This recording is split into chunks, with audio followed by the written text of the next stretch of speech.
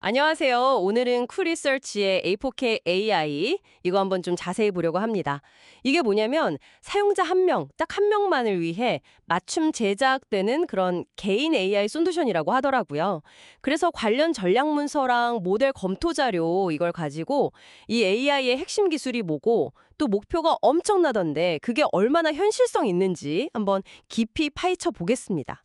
자, 이 AI가 그래서 정확히 어떤 건지 기술은 뭘 쓰는지, 그리고 제시된 그 원대한 목표들이 주어진 평가 내용에 비춰봤을 때 이게 진짜 가능한 건지 알아보는 게 이번 시간 목표입니다. A4K AI의 제일 그 핵심 아이디어는 역시 사용자 데이터로 계속 배우면서 성장하는 진짜 딱 한 사람을 위한 AI라는 점인데요. 근데 전 특히 이게 눈에 띄더라고요. 학습 안 된 데이터는 모른다고 불인식 이렇게 표시를 한다는 거예요. AI가 막 아는 척하지 않게 한다는 거잖아요. 네, 맞습니다. 그 모른다고 말할 수 있는 능력, 전문 용어로는 out of distribution, 그러니까 OD 탐지라고 하는데요. 이게 사실 이 AI의 굉장히 중요한 부분이에요. 왜 중요하냐면 요즘 AI들 보면 가끔 좀 엉뚱한 답을 하거나 그럴 때 신뢰가 확 떨어지잖아요. 근데 이건 내가 배운 범위 밖이야 라고 솔직하게 말해주니까 그 예측을 훨씬 더 믿을 수 있게 되는 거죠.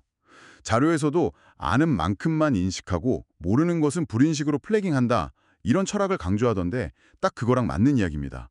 이게 잘 되면 정말 큰 강점이 될 거예요. 코그니티브 시스템이라는 것도 쓴다고 하던데 뭐 동물 아래 곤충, 그 아래 개미 이런 식으로요. 전 이게 되게 기발하다고 생각했어요. 그냥 딱 개미다 이게 아니라 잘 몰라도 이건 적어도 곤충 종류 같은데 이렇게 추론할 수 있다는 거잖아요. 부분적으로라도 인식을 하는 거니까. 네, 맞아요.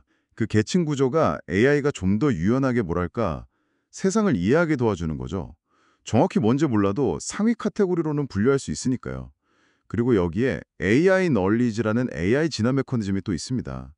이게 마치 나무가 자라듯이 새로운 분류, 그러니까 뿌리나 가지 같은 걸 만들거나 아니면 새로운 샘플 데이터, 잎 같은 걸 동적으로 착착 추가하면서 AI가 스스로 계속 배우고 성장하는 그런 틀이에요. 이걸 좀 더 큰 그림에서 보면 이 AI 널리지가 결국에는 나중에 나올 그 65만 개 카테고리, 이런 방대한 규모를 처리하고 AI를 계속 확장시키는 기반 기술이 되는 셈이죠. 와, 그러니까 사용자한테 맞춰서 계속 똑똑해지고 모르는 건 모른다고 하고 또 구조적으로 계속 확장도 가능하고 기술 자체는 정말 흥미로운데요. 자, 근데 이제 진짜 야심찬 그 2차 목표 얘기를 해봐야 할 것 같아요. 현재가 30만 샘플에 624개 카테고리인데 2차 목표가 무려 샘플 30억 개, 카테고리 65만 개, 그리고 동시 사용자 수십만 명 지원. 와, 이건 정말 뭐랄까요? 단위가 다르네요. 네, 그 목표 스케일이 정말 어마어마하죠. 제공된 평가 자료에서도 이 부분을 중요하게 보더라고요. 기술 자체의 잠재력은 상당히 인정하는 분위기예요. 적은 데이터로도 학습이 잘 된다는 점, 그 불인식 처리 능력, 계층 구조, AI 논리지 같은 개념들, 이게 다 되게 혁신적이라고 보는 거죠. 특히 샘플 100개도 안 되는 걸로 90% 이상 정확도를 낸다는 그 개념 자체는 아주 인상적이라고 평가하고 있습니다. 물론 지금 모델의 실제 정확도 수치가 자료에 명시된 건 아니었지만요. 하지만 그 거대한 목표 달성 가능성에 대해서는 좀 신중한 의견들이 많아요. 몇 가지 좀 짚어볼 점이 있다는 거죠. 기술적으로 이게 아예 불가능하다 이런 건 아닌데 문제는 그 30억 샘플, 65만 카테고리, 수십만 사용자를 실제로 어떻게 달성할 거냐는 거예요. 구체적인 실행 계획, 예를 들면 뭐 상세한 일정이라든지 필요한 자금 규모, 그 방대한 데이터를 어떻게 관리하고 품질을 유지할 건지, 또 인프라 구축이나 비용 문제, 이런 게 명확하지 않다는 지적입니다.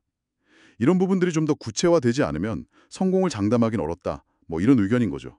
아, 그러니까 기술 컨셉 자체는 좋은데 이걸 그 엄청난 스케일로 키우는 과정에 대한 구체적인 계획이나 자원 문세가 좀 불투명하다. 이게 제일 큰 과제다는 거군요. 혹시 자료에 현재 쓰고 있는 기술 스택, 뭐 모델 아키텍처 같은 거에 대한 언급도 있었나요? 네, 그 부분도 지적사항 중 하나였어요. 현재 정확히 어떤 모델 아키텍처를 쓰고 있는지, 어떤 프레임워크 기반인지 정보가 좀 부족하다는 건데요. 그래서 자료에서 제안된 뭐 VIT 같은 고급 기술들 있잖아요. 이게 과연 지금 시스템의 정말 최적의 상택인지 아니면 그냥 최신 기술이니까 언급한 건지 확신하기 어렵다는 의견이 있었어요. 참고로 VIT는 이미지 인식 쪽에서 요즘 많이 쓰는 트랜스포머 기반 모델인데 이게 지금 아키텍처랑 잘 맞을지 효율성은 어떨지 불분명하다는 거죠. 상용화 계획도 마찬가지예요. 자금 조달이나 협력 추진하겠다 이런 의지는 보이는데 구체적인 로드맵이나 목표 금액 같은 게 없으니까 현실성을 판단하기엔 아직 좀 이르다 이런 평가입니다. 그렇군요. 그럼 만약에 이 AI가 이런 과제들을 잘 넘어서서 실제로 성공한다면 어떤 분야에서 특히 좀 유용하게 쓰일 수 있을까요? 뭐 여러 분야가 있겠지만 특히 좀 돋보일 만한 곳이 있을까요? 제 생각에는 두 분야가 특히 좀 흥미로워 보입니다. 첫 번째는 헬스케어인데요. 단순히 뭐 질병 진단을 돕는다 이런 걸 넘어서요. 개인한테 맞춰져 있으니까 그 사람의 아주 미묘하고 지속적인 건강 데이터 변화를 계속 추적할 수 있잖아요. 그래서 뭐 병의 재발 징후라든가 아니면 뭔가 새로운 이상 신호를 남들보다 훨씬 빨리 알아채는데 특화될 수 있을 것 같아요. 개인 맞춤형 감시 시스템처럼요. 두 번째는 제조업 분야입니다. 특히 품질 검사 같은 거요. 기존 시스템은 학습된 유형의 분량만 잘 찾아내는데 이건 학습하지 않은 그러니까 예상치 못한 새로운 유형의 결함이 나타났을 때 그걸 이건 내가 모르는 새로운 유형이다 라고 정확히 불인식으로 표시해 줄 수 있잖아요. 그러면 품질 관리 수준을 정말 한 단계 높일 수 있겠죠. 여기서도 그 신뢰성이 핵심인 거고요. 네, 정리해보면 이 4K AI는 사용자 개인에게 맞춰서 계속 진화하고 개인화, 또 모르는 건 모른다고 정직하게 말해주고 신뢰성, 그리고 계층 구조랑 AI 논리주로 계속 확장도 가능한 확장성, 이런 잠재력을 가진 상당히 독특한 AI라고 볼 수 있겠네요. 하지만 그 30억 샘플, 65만 카테고리라는 정말 거대한 목표를 이루려면 기술적인 증명 외에도 아주 구체적인 실행 계획이랑 자원 확보라는 큰 산을 넘어야 하는 그런 상황이고요. 네, 맞습니다. 여기서 마지막으로 한번 이런 질문을 던져보고 싶어요. 이 AI는 철저하게 개인의 데이터에 맞춰서 고도로 개인화되잖아요. 만약에 미래에 이런 개인 AI들이 정말 수없이 많이 존재하게 된다면 글쎄요, 이 각각의 독립적인 지능들이 서로 뭔가 상호작용을 하거나 어쩌면 뭐랄까 결합될 수도 있지 않을까요?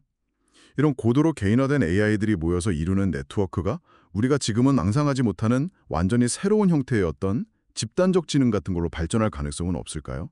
한 번쯤 생각해 보시면 흥미로운 주제일 것 같습니다.